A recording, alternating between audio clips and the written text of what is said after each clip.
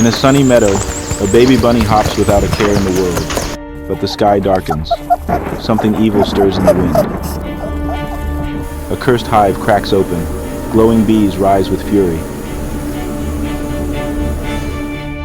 The bunny runs for its life, heart racing, legs trembling. Trapped high in a tree, it cries as the bees surround it. Far away, a hero cat watches and knows it must act. Through storms and thorns, a brave cat races forward. A burning tree blocks the path, but nothing stops our hero. It enters the cursed zone, where even the shadows whisper danger.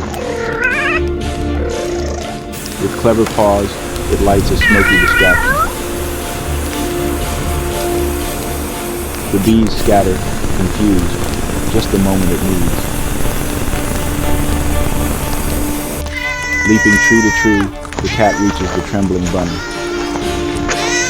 Together they escape, just ahead of the buzzing terror. As sunlight breaks through, the curse melts into dust. The hero returns the bunny, safe, sound, and forever grateful.